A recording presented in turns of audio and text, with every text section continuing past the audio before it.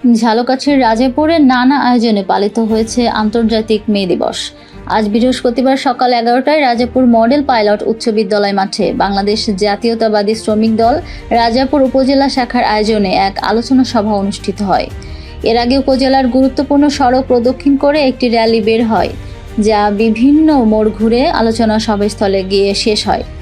আলোচনা সভার প্রধান অতিথি ছিলেন রফিকুল ইসলাম জামাল, ধর্ম বিষয়ক সম্পাদক, বাংলাদেশ জাতীয়তাবাদী দল বিএনপি।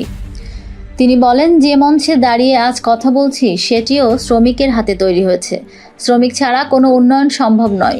শহীদ রাষ্ট্রপতি জিয়াউর রহমান নিজেও নিজেকে একজন শ্রমিক মনে করতেন এবং সিনিয়র নেতৃবৃন্দ সহ ধানসিঁড়ি নদী খননে স্বেচ্ছাশ্রমে অংশ নিয়েছেন।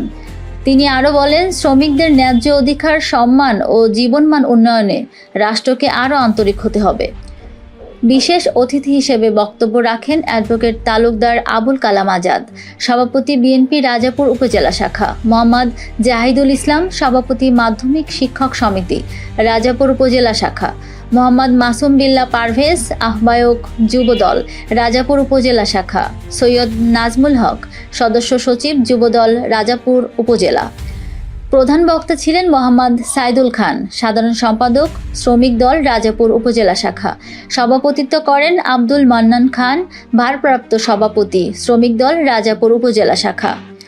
বিশেষ অতিথি অ্যাডভোকেট তালুকদার আবুল কালাম আজাদ বলেন, আগামী জাতীয় নির্বাচনে রফিকুল ইসলাম জামাল জনগণের ভোটে নির্বাচিত হয়ে জাতীয় সংসদে গিয়ে শ্রমিকদের কথা বলবেন, এটাই আমাদের প্রত্যাশা।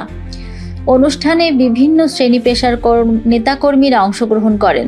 সবার আলোচনা পর্বে শ্রমিকদের অধিকার, সমস্যা ও সম্ভাবনা নিয়ে গুরুত্বপূর্ণ আলোচনা করা হয়।